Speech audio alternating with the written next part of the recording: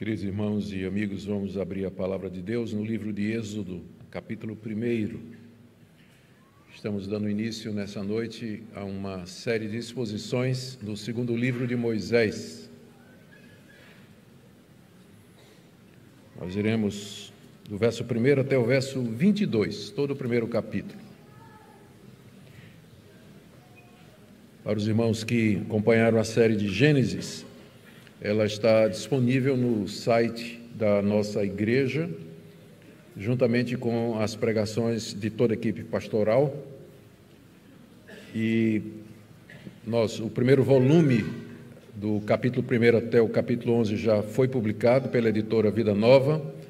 Eu creio que mais em 3 meses sai o segundo volume a respeito de Abraão, e até o final do ano, se Deus permitir, sai o terceiro volume de Gênesis sobre Isaac, Jacó e José, os patriarcas que faltam, para aqueles que acompanharam e desejam ter como material de estudo. E agora, enquanto Deus nos der saúde, vamos com Êxodo, né? Só fica faltando quase toda a Bíblia, né? Quem sabe a gente chega em Apocalipse. Ouçamos a leitura, Êxodo capítulo 1, do verso 1 até o verso 22. São estes os nomes dos filhos de Israel que entraram com Jacó no Egito, cada um com sua família: Ruben, Simeão, Levi, Judá, Issacar, Zebulon e Benjamim, Dan, Naftali, Gade e Azer. Todos os descendentes diretos de Jacó foram 70. José, porém, estava no Egito. Com o tempo morreram José, todos os seus irmãos e toda aquela geração. Mas os filhos de Israel foram fecundos, aumentaram muito, se multiplicaram, se tornaram extremamente fortes, de maneira que a terra se encheu deles. Nesse meio tempo, levantou-se um novo rei sobre o Egito, que não havia conhecido José. Ele disse ao seu povo: eis que o povo dos filhos de Israel é mais numeroso e mais forte do que nós. Vejam, precisamos usar de astúcia para com esse povo, para que não se multiplique, e para evitar que, em caso de guerra, ele se alie aos nossos inimigos e lute contra nós e saia da terra.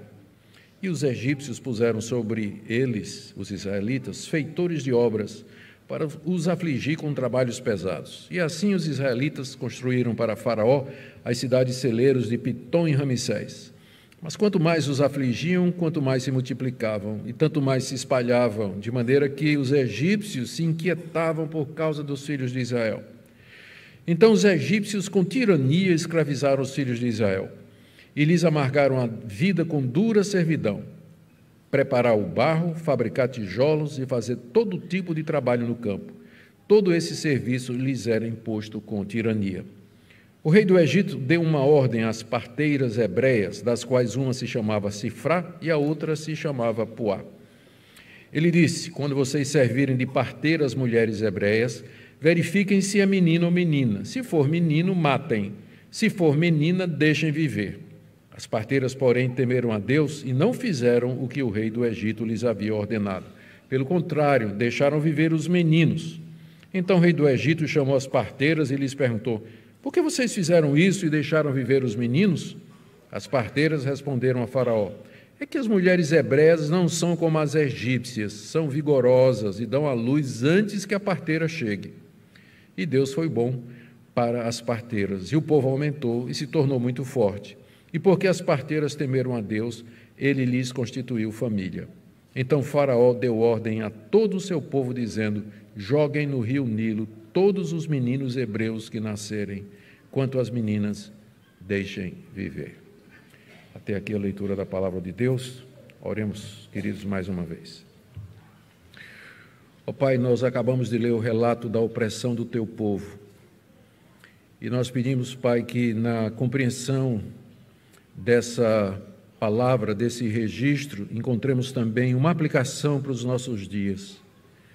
Pedimos, ó Pai, que o Senhor ilumine o nosso entendimento, para que Tua palavra seja instrumento do Teu Espírito, na edificação do Teu povo, na salvação dos nossos filhos, na salvação de pecadores. Nós pedimos, ó Pai, que todo o Teu propósito se realize através dessa ministração, abençoando também aqueles que nos ouvem através da internet. Oramos, ó Deus, que assim Tu nos atendas, em nome de Jesus. Amém. Amém. Queridos, aqui no livro de Êxodo, Moisés continua o relato dos atos salvadores de Deus na história, que é o tema de toda a Bíblia. É o tema de toda a Bíblia. Os 5 primeiros livros de Moisés lançam a base dessa história, narrando de que maneira Deus agiu na história humana com vistas à salvação de um povo para o louvor da sua glória. Em Gênesis, que é o livro dos princípios, nós vimos o relato da criação, da queda, do dilúvio, seguido do surgimento das nações, a confusão das línguas e a aliança de Deus com Abraão, que incluía a promessa de uma descendência numerosa, de uma terra e de um descendente em quem todas as nações seriam abençoadas. Em Gênesis, nós lemos a respeito de Isaac e de Jacó, dos patriarcas que herdaram as promessas, depois a história de José e a ida das 12 tribos ao Egito sob a proteção e o cuidado de José. E agora nós chegamos aqui no início do livro de Êxodo, que dá continuidade a essa história. A palavra Êxodo, como vocês sabem, significa saída e se refere à libertação dos descendentes de Abraão do Egito sob a liderança de Moisés, 430 anos depois de terem ido morar no Egito. Êxodo começa exatamente onde Gênesis havia terminado. Os 12 filhos de Jacó morando no Egito, sob a proteção de José, com seus filhos e netos, e vai terminar com Israel no deserto e as orientações de Moisés para que eles façam as vestes dos sacerdotes e a dedicação do tabernáculo no Monte Sinai. Com o tempo, chegaremos lá. Os temas centrais de Êxodo que nós veremos são a escravidão de Israel, que é exatamente o tema do capítulo 1 que nós acabamos de ler, o chamado de Moisés para libertar o povo de Deus do Egito, as 10 pragas ministradas por Deus aos deuses do Egito, a saída de Israel da terra de Faraó, a travessia do Mar Vermelho, a entrega da lei no Monte Sinai e as ordens de Deus referentes à construção do tabernáculo e o serviço religioso que deveria ser prestado ali. Então, esses são os temas que nós veremos no livro de Êxodo. Como vocês veem, são temas importantes e são explicados e são desenvolvidos no restante do Antigo Testamento e encontram seu complemento no Novo Testamento.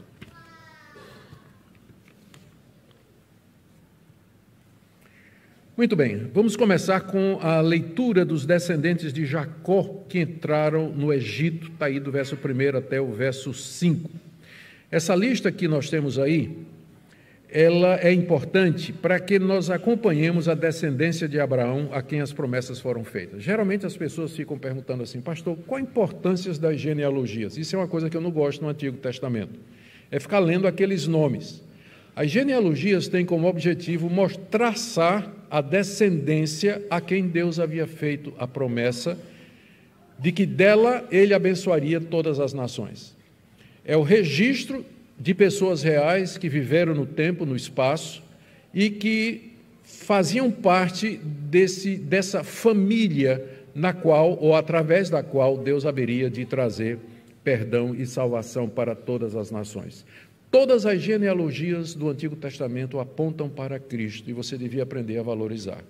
Elas estão na Bíblia exatamente por essa razão, mostrando como Deus cumpriu fielmente o que disse a Abraão, que dele traria um descendente que haveria de abençoar toda a terra. Se você acompanhar as genealogias, você vai traçando até chegar em Jesus, que é exatamente o que o que Mateus faz e o que Lucas faz, ambos em seus evangelhos. E aqui o livro de Êxodo começa com essa pequena genealogia, dando a lista dos nomes dos filhos de Israel que entraram com Jacó no Egito, cada um com sua família. Esses nomes aí já haviam sido citados antes, diz que eles vieram com suas respectivas famílias, isso incluía bens, gados, servos, etc., vieram com Jacó durante aquela fome terrível que se abateu sobre o Antigo Oriente. José não está na lista aqui porque ele já estava, como diz o verso 5, no Egito. Todos os descendentes diretos foram 70, José, porém, estava no Egito, e foi ele quem abrigou a família na terra de Gósen. Eu estou fazendo um breve resumo do livro de Gênesis, como a gente terminou, para a gente poder entender como é que a história continua no livro de Êxodo. Um detalhe, porque eu sei que se você estiver acompanhando com a Bíblia de estudo, certamente você já percebeu aí que eles vão dizer que nas contas de Moisés eram 70 pessoas que eram os descendentes diretos de Jacó, como você vê aí no verso 5. Séculos depois, quando o livro de Êxodo foi traduzido do hebraico para o grego, há cerca de 250 anos antes de Cristo, lá no norte de Alexandria, no Egito, os tradutores, em vez de traduzir 70, traduziram 75. E a gente ficou com a Septuaginta trazendo 75 e o texto hebraico trazendo 70. E aí o pior é que quando Estevão pregou um sermão sobre a história de Israel, está lá no livro de Atos, no capítulo 7, verso 14, ele segue a Septuaginta e diz que foram 75, enquanto que Moisés aqui está dizendo que foram 70. Eu estou citando isso porque, com frequência, seu amigo que não acredita na Bíblia e que tem algum conhecimento, ele vai dizer, olha, a Bíblia tem contradições, está vendo? A Bíblia diz uma coisa aqui, mas tem outra coisa lá. O que falta, na maioria das vezes, no caso das pessoas encontrarem contradições e quererem usar como uma desculpa, é um pouco só de boa vontade e de bom senso. Naquele tempo não havia interesse em números exatos e se faziam contas aproximadas. Isso é extremamente comum e é algo que você vai ver na literatura de outros povos que não os hebreus também.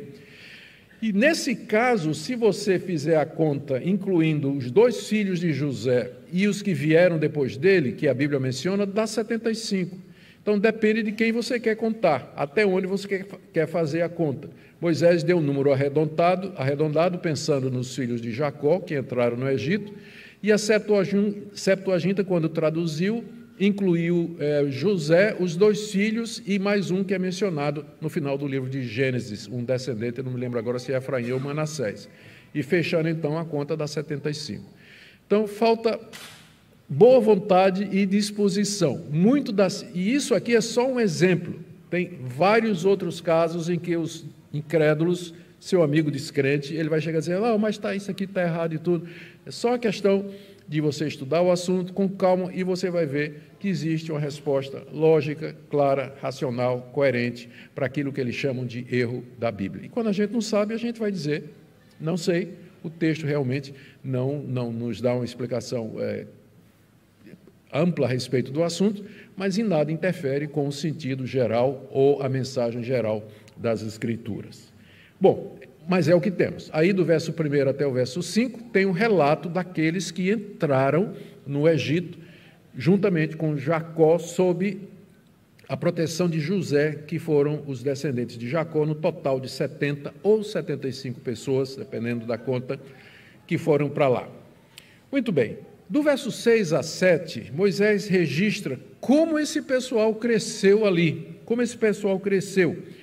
Diz aí no verso 6, com o tempo morreram José, todos os seus irmãos e toda aquela primeira geração da história de Gênesis que nós lemos. Eles morreram. E eles morreram, foram provavelmente embalsamados, foram sepultados lá no Egito. O único que não foi e que ficou num caixão, segundo a história de Moisés, segundo o relato de Moisés no final de Gênesis, foi o próprio José. José que pediu que ao morrer ele fosse embalsamado, guardado, porque ele queria ser enterrado em Canaã. Mas os seus irmãos, os 11, nenhum deles fez esse pedido. Então, provavelmente, seus ossos estão aguardando a ressurreição no Egito, enquanto que José está em Canaã, que foi o único que pediu para fazer isso aí. Agora, apesar da morte dos patriarcas, os israelitas se multiplicaram. Note aí, no verso 6, ele que diz, com o tempo morreram José e todos os seus irmãos. Aí o verso 7 começa dizendo, mas, ou seja, apesar disso, dos patriarcas terem morrido, mas os seus filhos foram fecundos, etc. E aí Moisés utiliza várias palavras para descrever aquilo que a gente chamaria de uma explosão populacional. Eles foram fecundos, quer dizer, férteis, eu estou lendo aqui no verso 7, eles aumentaram muito, isso é, tiveram muitos filhos, se multiplicaram, nem somaram, se multiplicaram, se tornaram extremamente fortes, ou seja, se fortaleceram pelo número enorme de pessoas, E diz aí, no final do verso 7, que a terra se encheu deles. A terra aqui é a terra de Gósem, que era um vale de 50 a 60 quilômetros no delta do rio Nilo, onde eles haviam se instalado sob a liderança de José. Então, eles encheram aquilo ali e devem ter, porque esse espaço é pequeno para essa quantidade de pessoas, eles devem ter se espalhado pelo resto do Egito mesmo, né? Deve ter se espalhado pelo resto do Egito. Um detalhe que a gente devia notar é que, a partir de agora, não se refere mais aos filhos de Jacó como filhos de Jacó, mas filhos de Israel, porque já está havendo a transição do sistema tribal para o sistema de nação. Israel começa agora a ganhar a conotação de ser uma nação. Então, os filhos de Israel, não é mais os filhos de Jacó, apesar de que é a mesma pessoa, né? São dois nomes para a mesma pessoa. Porque é assim que Moisés vai lidar a partir de agora, verso 7, os filhos de Israel foram fecundos e assim por diante.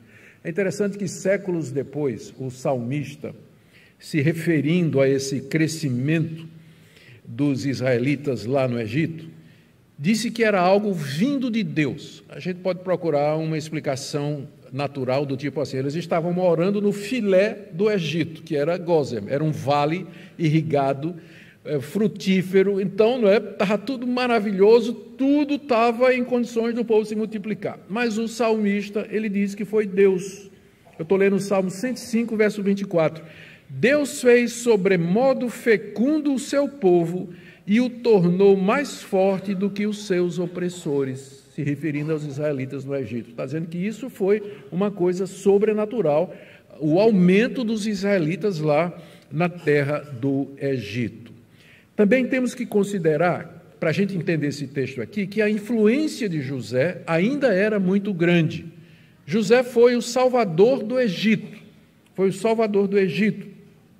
As dinastias que vieram antes do tempo que nós estamos lendo aqui, eram todas favoráveis aos israelitas, porque, como a gente sabe da história, eram dinastias dos chamados Ixos, ou reis pastores, que tinham uma apreciação pelos hebreus, pelos israelitas, com quem eles compartilhavam a mesma função, pastores de ovelhas. Então, era tudo muito... A influência de José, os faraós que eram Ixos, né? Isso aqui eu estou entrando em história geral, todos vocês já estudaram isso na escola, devem lembrar do nome, né? Já deve ter ouvido isso em algum lugar.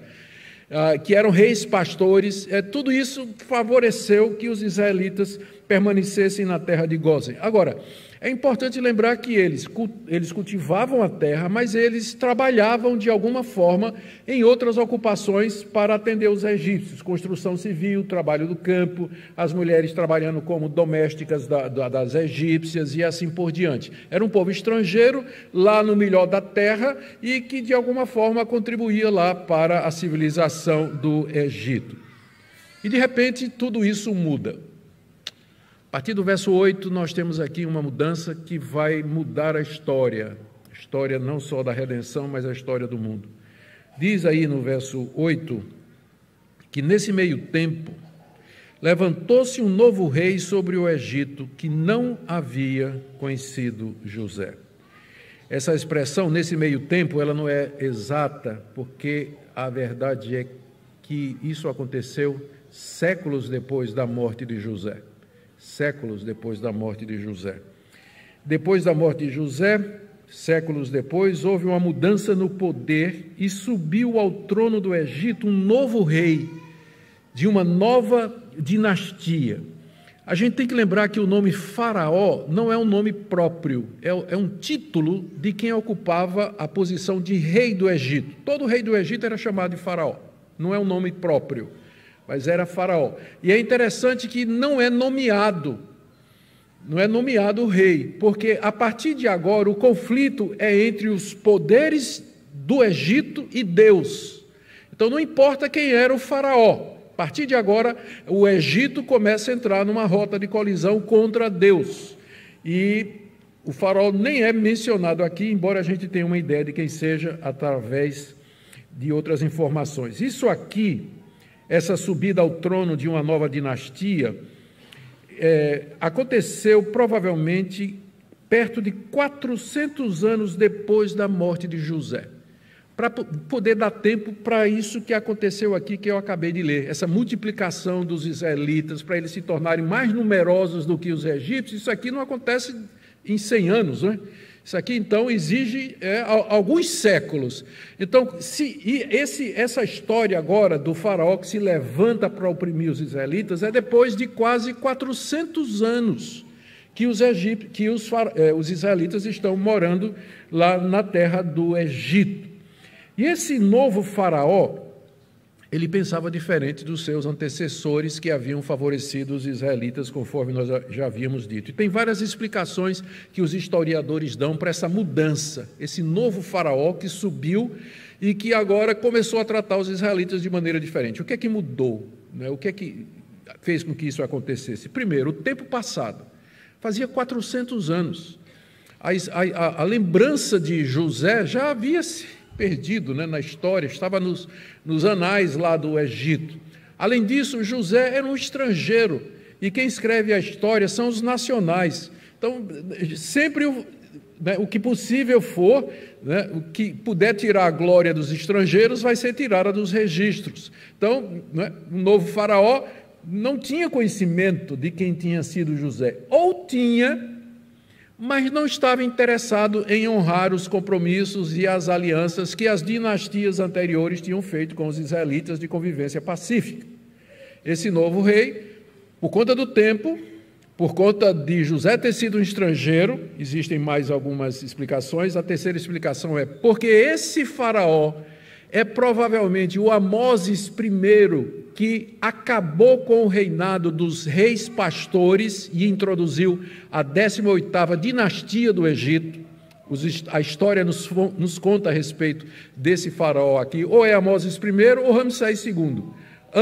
Ambos estavam empenhados na luta contra os reis pastores. Há essa mudança no governo do Egito, sobe uma nova aliança, uma nova dinastia que não honra as dinastias anteriores no compromisso com os israelitas, exatamente porque eram amigos ou estavam relacionados com os reis pastores, não é? E esse novo faraó, então, ele tem essa posição. E tem uma quarta razão. Se você der uma olhadinha no mapa, e é sempre bom quando você for ler a Bíblia, sempre que possível, tem um mapa do Antigo Oriente diante de você que ajuda muito a você entender certas coisas. Se você olhar no mapa, você vai ver que os israelitas estão morando numa faixa de terra que é o limite leste da terra do Egito. Quer dizer, para você entrar no Egito, vindo do leste, você tinha que passar em Gósen. Então, no caso de uma invasão, por exemplo, da Mesopotâmia, os reis da Mesopotâmia resolvem invadir o Egito. Eles teriam de passar por Gósen, onde moravam os egípcios que estavam na fronteira, os israelitas que estavam na fronteira, que poderiam facilmente se aliar aos mesopotâmios e aí ajudar na invasão contra os egípcios. Faraó sacou isso e diz: rapaz, não está certo, a nossa fronteira aqui está ocupada por um povo mais numeroso do que o nosso e que de repente numa invasão pode se virar contra nós e vai ficar muito complicado, porque eles são muito fortes, né? Então esse faraó tinha tudo isso aqui na cabeça, tinha toda essa preocupação. Então era natural que esse novo faraó começasse a olhar para os hebreus como uma ameaça potencial ao governo do Egito. E ele tinha a mesma preocupação das demais nações do Antigo Oriente, serem invadidos, ocupados e feitos escravos. Então, esse novo faraó, ele fica alarmado. E ele começa a discursar aos egípcios a respeito do perigo potencial que eles haviam se tornado. Veja o que ele diz no verso 9. Ele disse a seu povo: eis que o povo dos filhos de Israel é mais numeroso e mais forte do que nós. Vejam, precisamos usar de astúcia para com esse povo, para que não se multiplique, para evitar que em caso de guerra se alie aos nossos inimigos, lute contra nós e saia da terra. Vocês já pensaram na possibilidade que Moisés estava lá no palácio no dia que esse faraó disse isso? Porque se isso aconteceu no final dos 400 anos depois, Moisés já era adolescente, menino, e ele era príncipe do Egito.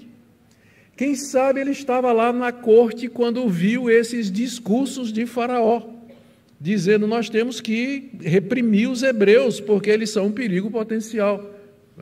Então, quem sabe ele está escrevendo aqui daquilo que ele ouviu e viu, testemunho ocular. Só uma hipótese, né? Se a nossa datação está correta aqui, de quando subiu esse novo rei. E ele, então, disse isso aí: nós temos que achar um plano, mudar a política. E ele, então, a solução que ele achou seria impor um regime de escravidão aos israelitas. Séculos depois, quando o salmista está escrevendo a respeito da história de Israel no Egito, ele diz assim: Deus mudou o coração dos egípcios para que odiassem o seu povo e usassem de astúcia para com os seus servos. O salmista, lendo essa história, ele interpreta que foi Deus quem mudou o coração de Faraó e dos egípcios para que odiassem o seu povo e usassem de astúcia contra eles. Com isso, preparando o caminho para o que seria o fato fundador da história de Israel, que é a libertação do Egito, travessia do Mar Vermelho e a entrega da lei no Sinai. E é o começo do povo de Deus, por assim dizer, estruturado como instituição, como organização. Mas a solução do faraó, voltando, está aí do verso 11 a 14, foi escravizar. Eu disse que durante esses 400 anos, os israelitas viviam em convivência pacífica com os egípcios, mas eles trabalhavam para os egípcios, o que era perfeitamente normal. As mulheres trabalhavam ajudando as egípcias. Nós vamos ver aqui que alguns trabalhavam como parteiras, né? Inclusive não só das mulheres hebreias, mas das mulheres egípcias também. Os homens trabalhavam no campo, trabalhavam na construção civil, só que agora o faraó disse: vamos tornar isso alguma coisa tão amarga para eles, tão difícil para eles, que eles vão parar de se reproduzir ou de se multiplicar. E a estratégia foi impor a escravidão, como diz aí o verso 11. Os egípcios puseram sobre eles feitores de obras para os afligir com trabalhos pesados. E assim os israelitas construíram para Faraó as cidades celeiros de Pitom e Ramessés.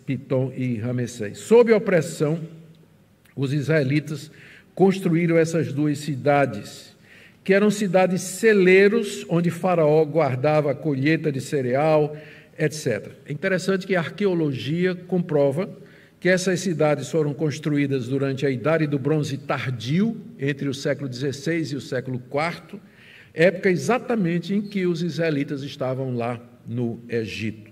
Só que a estratégia, lemos aí no verso 12, não funcionou. Eu não sei onde é que o faraó estava com a cabeça, pensando que se escravizasse os israelitas, se desse mais trabalho para eles, talvez fosse porque fosse assim: se eles tivessem trabalho para fazer, não teria tempo para estar tendo filhos, né? Ele deve ter pensado nisso aí. Mas só que a estratégia não funcionou, né? Porque deu ao contrário. Lemos no verso 12: mas quanto mais os afligiam, tanto mais se multiplicavam. Pois é, não funcionou. Errou o faraó na estratégia. E tanto mais se espalhavam, de maneira que os egípcios se inquietavam por causa dos filhos de Israel. Então, a primeira tentativa de dar trabalho para que eles não tivessem tempo de ter filhos e criar os filhos, não deu certo.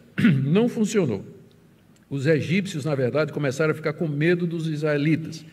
Então, impuseram um sistema de escravidão sobre eles. Verso 13. Note que até aqui eles já eram trabalhadores, né? Só que agora eles botaram mais trabalho.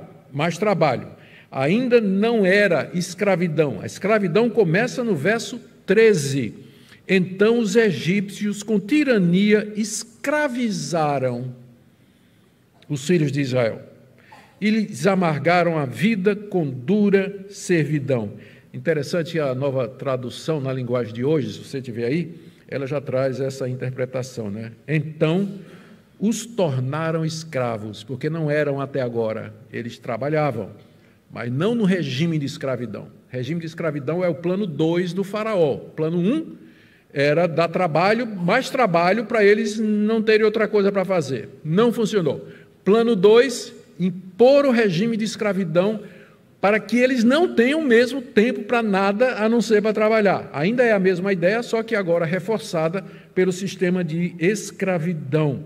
E lemos aí que eles impuseram feitores de obras, que usavam provavelmente força bruta, chicote, varas, tratando a todos com brutalidade e obrigando a trabalhar várias horas durante o dia, sem dar tempo para absolutamente mais nada. E diz aqui o texto, né, que tornaram a vida dos israelitas amarga. O que antes era uma vida que dava para viver, agora era uma vida amarga. Os trabalhos pesados é mencionado aqui. Primeiro, fabricação de tijolos, que você lê aí no verso 14. Os obrigavam a preparar o barro, fabricar tijolos. O Egito é interessante, eu não sabia disso, estava lendo a respeito da geografia. Pedras só no sul do Egito. No norte é seco e você tem argila e barro. Tanto é que os edifícios que a gente sabe hoje, que foram construídos naquela época e que eram do governo e templos religiosos, somente eles eram de pedra. O mais era tudo feito de tijolo. Como era esse tijolo? Era uma argila misturada com palha, que era cortada na forma de blocos, secada no sol, e isso dava um tijolo extremamente resistente, especialmente porque nessa região do Egito não chovia muito. E então os israelitas foram obrigados a trabalhar fazendo tijolos, que antes eles não faziam, né? Não era o trabalho deles, mas agora eles foram obrigados a fazer esses tijolos, se envolver na fabricação de tijolos de argila. Segunda coisa é que eles tinham que trabalhar nas plantações. Eles já trabalhavam antes, mas só que agora trabalhavam no regime de escravidão. Se antes eles trabalhavam 8 horas por dia, agora tinham que trabalhar 14 horas por dia, 20 horas por dia, não é? Porque o objetivo dos egípcios era acabar mesmo com eles, não é? Quebrar a vontade deles, humilhá-los, oprimi-los. Então, com muita crueldade, chicote, vara, eles fizeram, e se cumpriu aquilo que Deus disse a Abraão 400 anos antes, Gênesis 15, de 13 a 14.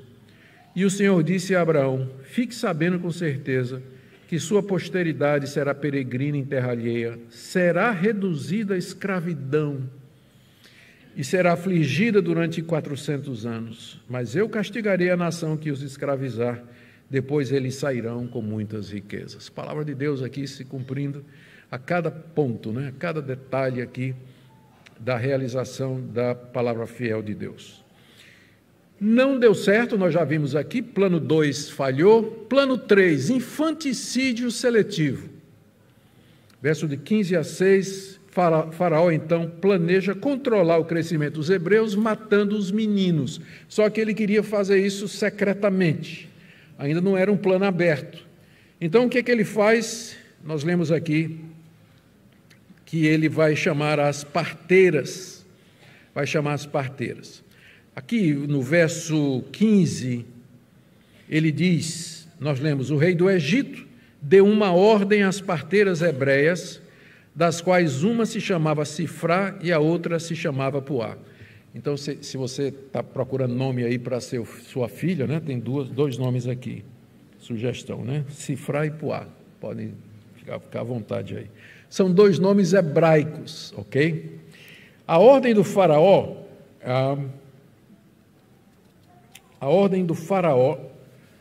era dirigido às parteiras hebreias. Agora, você pode perguntar, duas? Olha a quantidade de mulher que tinha, né? Então, 2 parteiras só para todo o Egito. Agora, se você olhar o texto direitinho, você vai ver, olha o que é que ele diz, na verdade. O rei do Egito deu uma ordem às parteiras hebreias, então eram muitas, das quais, aí 2 são citadas. Então a ordem não foi só para Sifrá e Puá, foi para todas as parteiras, mas tinha 2 em particular que são citadas, provavelmente porque elas lideraram a rebelião contra o rei, não é? Deve ter tido algum motivo para Moisés dar nome para elas e não dar o nome do faraó. Já pensou? A história sabe o nome das parteiras, mas ninguém sabe o nome do faraó. Ou foi Amós 1 ou Ramsés 2, ninguém tem certeza, né? Ninguém tem certeza. Quem honra a Deus entra na história, quem não passa como um rabisco de algum registro antigo, né? Que é o caso desse faraó aqui, que ninguém nem sabe direito quem foi. Mas essas duas mulheres em particular, ou elas eram as chefas lá da cooperativa das parteiras, ou elas lideraram o movimento de rebelião contra a ordem do rei. Contra a ordem do rei. E a ordem do rei era essa ordem aqui.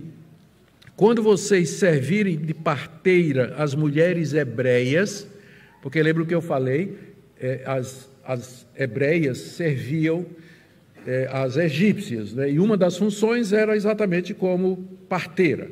Então elas também ajudavam as mulheres egípcias. Aí Faraó diz: quando vocês servirem de parteira as mulheres hebreias, verifiquem se é menino ou menina. Então, na hora do parto, isso deveria ser verificado, né? Se era menino ou menina. Se for menino, matem. Quando a criança está nascendo, nasce primeiro de cabeça, né? Normalmente sai primeiro a cabeça, então leva alguns segundos até você poder ver. Naquele tempo não tinha raio-x, não tinha nada, né? Para você saber, raio-x não tem outro nome, para você saber o sexo da criança, né? Você descobria alguns segundos depois. Então, naquele tempo ali, a ideia era que as parteiras, vendo que era menino, matassem, provavelmente estrangulando com o cordão umbilical, fazendo parecer uma morte natural ou alguma coisa dessa forma, não é?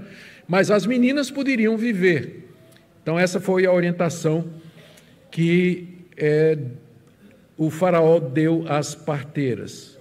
Apesar dos israelitas estarem aqui é um ponto importante, apesar deles estarem no Egito há 400 anos, cercado de idólatras, tinha toda aquela religião dos egípcios, os deuses egípcios, a cultura egípcia, os israelitas não se corromperam. Eles não perderam a sua identidade, não perderam a sua fé em Deus, não esqueceram as promessas, mas eles mantiveram a sua identidade como povo escolhido de Deus e como povo que servia de fato ao Senhor. A prova disso é que diz aí no verso 17 que as parteiras temeram a Deus. Por que as parteiras temeram a Deus? Porque a fé em Deus estava viva no meio dos israelitas. E elas se lembravam das promessas, sabiam da história, sabiam que elas eram descendentes de Abraão e sabiam que só existe um Deus verdadeiro, que é Senhor de todos os deuses e que está acima de Faraó, inclusive. Então, esse é o ponto que Israel não se aculturou, ele não perdeu, o povo de Israel não perdeu sua fé e sua identidade durante o tempo que ele passou escravo lá no Egito, que é um tempo, que é alguma coisa que tem algo a nos dizer. Nós que vivemos num mundo, estamos cercados de influências totalmente contrárias ao cristianismo, deuses diferentes, ética diferentes, uma cosmovisão, uma visão de mundo completamente diferente. Importa que a igreja esteja no mundo, mas não faça parte dele. Não faça parte dele. As parteiras temeram a Deus, porque a fé em Deus ainda estava viva no meio do povo. E então elas resolveram não fazer o que Faraó tinha ordenado. Agora pensa bem, não é? Isso significa o quê?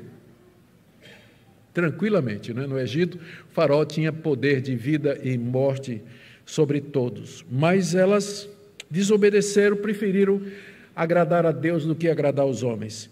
O verso 18, então, o faraó chama as parteiras e pergunta: por que vocês fizeram isso e deixaram viver os meninos? A resposta delas, no verso 19, tem sido bastante discutida, né? O pessoal tem criado uma polêmica aqui, porque elas não disseram a verdade toda. Elas disseram uma coisa verdadeira, mas essa não foi a razão principal. A razão principal foi que elas temeram a Deus e não queriam fazer a vontade de Faraó, porque a vontade de Faraó era contra a vontade de Deus. Mas a resposta não era totalmente errada. As parteiras responderam a Faraó: é que as mulheres hebreias não são como as egípcias. Lembrem que elas serviam de parteira para as mulheres hebreias e para as mulheres egípcias. As mulheres hebreias não são como as egípcias, são vigorosas e dão à luz antes que a parteira chegue. Quando o pessoal diz: olha, está para dar luz, que a parteira chega, já é tarde, o menino já nasceu. E aí então, nascida a criança, nascido o menino, já não dava para matar mais, não é? Porque aí ficaria claro, configurado, que houve realmente um assassinato. Lembra que o plano era infanticídio secreto, né? É matar na hora de nascer, para parecer um problema natural, mas agora não dava. A parteira chegava, o menino já nasceu, a mãe já estava dando de mamar, cortado um cordão umbilical. Essa foi a resposta das parteiras a Faraó, e parece que Faraó acreditou, porque nós não lemos aqui que essas mulheres morreram, ao contrário, nós lemos aqui no verso 20 que Deus foi bom para com elas. Deus foi bom para com elas, e no verso 21, porque as parteiras temeram a Deus, Deus lhes constituiu família, porque elas protegeram os filhos das outras, Deus concedeu que elas casassem e que elas tivessem seus próprios filhos, o que não significa que Deus aprovou a meia-verdade que foi contada, mas significa que Deus aprovou o temor e o desejo de fazer a vontade de Deus antes que a vontade dos homens. Não porque contaram a mentira, mas porque confiaram no Senhor. E é por isso, provavelmente, que Deus não permitiu que elas fossem mortas. E quanto aos hebreus, diz aí o final do verso 20, e o povo continuava a aumentar e se tornar forte. Eu imagino o desespero de Faraó, né? Primeiro ele pensa que dá mais trabalho, vai resolver o problema. Não, o povo se multiplica feito coelho, não tem o que fazer. Então ele resolve impor um sistema de escravidão, também não adianta, o pessoal continua a se multiplicar do mesmo jeito. Manda as parteiras matar os meninos, as parteiras dizem: não funciona, Faraó, o senhor não entende, o senhor está no trono aí, o senhor precisa ver aqui, quando a gente chega lá já nasceu. As egípcias não, né? Todas assim, né? Devagar, vai. Mas as hebreias não, na hora de dar luz, foi, né? E não tem como a gente fazer alguma coisa assim, né? Imagina o desespero de Faraó, até que ele finalmente vai para o plano 4, abertamente mandar infanticídio generalizado, como está aí no verso 22. Então o Faraó deu ordem a todo o seu povo, dizendo: joguem no rio Nilo todos os meninos hebreus que nascerem, quanto as meninas deixem viver. Essa ordem agora não é mais para as parteiras, não, é para os egípcios. Vocês peguem todos os meninos. Então, provavelmente se referindo não somente a recém-nascidos, mas talvez já menino de 1 ano, 2 anos, né? Pega todos os meninos e joga no rio Nilo. Tem alguma coisa sacramental aqui, porque o rio Nilo era considerado sagrado pelos egípcios, e boa parte dos rituais que eles faziam aos seus deuses envolvia oferendas aos deuses colocadas no rio Nilo, morte de animais afogados no rio Nilo e assim por diante. Bom, nós terminamos aqui essa primeira parte com Israel sendo oprimido, e eu quero fazer alguma aplicação para nós aqui, para partirmos para a conclusão.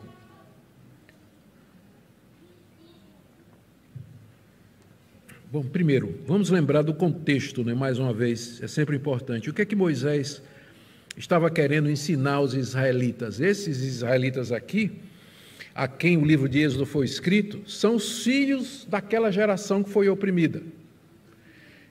Eles passaram 40 anos no deserto, os que saíram do Egito passaram 40 anos no deserto, morreram, mas seus filhos iriam herdar a terra prometida. Então eles estavam diante de Canaã, separados pelo Rio Jordão, nas planícies de Moabe, enquanto Moisés contava a história dos grandes feitos de Deus para eles.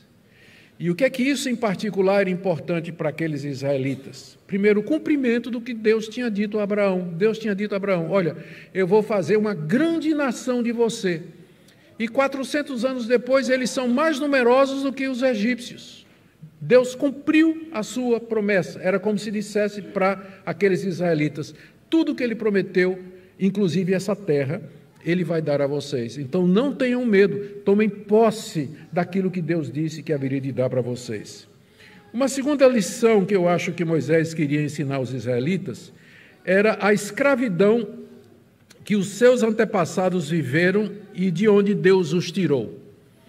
A escravidão que eles viveram e de onde Deus os tirou. E isso haveria de despertar neles duas coisas. Primeiro, gratidão a Deus. Quando eles lessem essa história aqui, diriam: então meu avô, foi isso que meu avô viveu, meu bisavô, eles viveram isso aqui, mas que coisa terrível. E Moisés dizia: pois é, a misericórdia de Deus, e agora você está livre, então seja grato a Deus, não esqueça do Senhor seu Deus, que Ele tirou da terra do Egito. Não é assim que começam os 10 mandamentos? Êxodo capítulo 20. Eu sou o Senhor teu Deus, que te tirei da terra do Egito, portanto, não terás outros deuses diante de mim. Esse relato é para inculcar no coração dos israelitas gratidão a Deus pela libertação que Deus, nós vamos ver agora, depois, não é? A libertação que Deus trouxe dessa situação. Eu disse que eram dois sentimentos, primeiro de gratidão e segundo de coragem. É como se Moisés dissesse assim: vocês querem voltar? Porque vocês estão aqui, ó. Vocês estão aqui nas planícies de Moabe. Na frente, vocês têm o Rio Jordão e os cananeus e a terra prometida. Atrás tem o deserto e o Egito. Vocês querem voltar? Aí, depois dessa história aqui, não queremos voltar. Então, é em frente. É em frente. É através do rio para dentro da terra. Não tem volta. Não tem volta. Então, essa história tem como objetivo despertar o ânimo dos israelitas para a guerra, para eles, de fato, possuírem a terra, desapossando os seus moradores. E o que é que isso tudo tem a ver conosco, não é? Bom, eu queria trazer uma palavrinha primeiro aos que estão passando por um momento de grande aflição e sofrimento aqui nessa noite. Você não é o primeiro. A história do povo de Deus é marcada por sofrimento, por opressão, por injustiça, por trabalho pesado, por tentativas de pessoas de destruírem a nossa fé, nosso povo, a nossa identidade. Às vezes, quando a gente está sofrendo como você está sofrendo, você aumenta o sofrimento pensando: isso só acontece comigo. Por que Deus me selecionou de tanta gente para que eu passasse por essa dor, por esse sofrimento, ter essa angústia financeira, familiar, de saúde? Essa história mostra para você que você não é o primeiro e que você não será o último e que há muitos irmãos no mundo e aqui que estão sofrendo como você. É que você não conhece a história de todas as pessoas que estão ao seu redor. Você vê essas pessoas e você pensa assim: eu queria ser feliz como fulano, queria ser feliz como essa família que não tem problemas. Você está enganado. Todos eles passam por angústias, por sofrimento. A dor e o sofrimento fazem parte da nossa peregrinação aqui nesse mundo. E Deus faz isso com um objetivo, dos quais eu já mencionei. Gratidão, porque um dia Ele vai nos libertar, e disposição para continuar e ir em frente, sem voltar atrás, sabendo que Deus tem esse propósito em nossa vida. Essa semana eu tive uma live com alguns alunos de teologia, e eles podiam perguntar à vontade questões das nossas aulas, e um deles: pastor, eu queria pedir permissão para fazer uma pergunta que não é bem sobre as matérias que eu estou estudando. Pois não. Eu queria saber por que Deus levou meu filhinho de 2 anos e meio. Por que Por que Deus fez isso comigo? Eu não esperava esse tipo de pergunta. Eu disse: olha, eu não sei te dizer exatamente um motivo específico de Deus, porque Deus teria que revelar isso, porque faz parte da providência dele. Mas eu posso dizer a você quais são os propósitos gerais de Deus para o sofrimento na vida do cristão. Desapegar nosso coração do mundo, fazer ansiar pelas coisas celestiais, nos humilhar diante dele, reconhecer e continuar fiel a Deus, mesmo que Ele nos tirou o que a gente tinha de mais precioso. Leia a história de Jó. Essas são algumas das orientações gerais que a Bíblia dá para quem sofre, para quem está passando por dificuldade. E é o que nós percebemos aqui. O povo de Israel podia perguntar: mas nós somos o povo de Deus, Deus fez uma promessa, Deus fez um acordo conosco, fez uma aliança, a gente está aqui no Egito, estão matando, querendo matar nossos filhos, estão trabalhando feito escravos. Deus, por que isso? Por que isso aconteceu? E durante muito tempo Deus estava silencioso, até que Moisés aparece. Então eu não sei quanto tempo vai durar o seu sofrimento, mas eu sei que Deus está vendo, e no tempo certo Ele vai te dar a resposta, e Ele vai tirar você como fez com aquele povo. Eu também tenho uma palavra aqui para aqueles que estão temerosos, de vez em quando eu encontro isso, ou pessoalmente ou pela internet mesmo, aqueles queridos que estão temerosos dos rumos do nosso país. Vai se levantar líderes que se levantarão contra o povo de Deus, vai acabar a nossa liberdade religiosa, vão perseguir os cristãos, vão fechar as igrejas e tudo. Até pode ser que aconteça, já aconteceu antes na história, nada impede que venha acontecer também. Mas isso aconteceu antes, e o povo de Deus não acabou, o povo de Deus não acabou. Deus sempre vai ter um povo para o louvor da sua glória, não importa o regime em que seja. Deus sempre terá um povo para o louvor da sua glória, porque Ele está acima de Faraó. Ele é Deus, Ele governa a história e a providência, Ele levanta quem Ele quer e Ele derruba quem Ele quer. E o povo de Deus devia saber isso e descansar na providência de Deus, porque esse é o ponto aqui. Os israelitas confiariam em Deus ou ficariam acovardados diante de Faraó? Esse é o ponto. Tanto é que quando Moisés chegou lá e dizia, Deus me mandou tirar vocês daqui. Não, você está brincando. Tirar a gente daqui, como é que vai ser possível isso? E aí começa a história do Êxodo, que nós vamos ver. Mas Deus nos testa. Vocês vão confiar em mim? Ele pergunta. Independente de quem esteja no poder, de que ideologia suba ou desça, vocês continuarão a confiar em mim e me servir de toda forma? Eu creio que aqui nós temos uma lição preciosa para nós. E também eu queria trazer uma palavrinha, essa específica, para aqueles que estão trabalhando debaixo de patrões que pedem coisas injustas. Já pensou se você fosse cifrar e puar? O que é que você ia fazer? Dá para pensar numa situação parecida hoje. Você está trabalhando numa empresa e seu patrão disse, eu quero que você faça isso, isso e isso, e você sabe que está errado. Como é que você vai fazer? O cristão, ele frequentemente se vê diante de dilemas éticos assim, em que ele tem que escolher obedecer a Deus ou desobedecer a Deus para manter o que ele acha que é a única forma de sustento dele. Eu não quero pretender ter solução para todos os casos, cada caso seria um caso, mas o princípio geral que a Bíblia nos diz é que se nós formos colocados numa situação em que a vontade do homem que nos é imposta vai claramente contra a vontade de Deus, você deve seguir a vontade de Deus e confiar que Deus vai suprir as necessidades para você.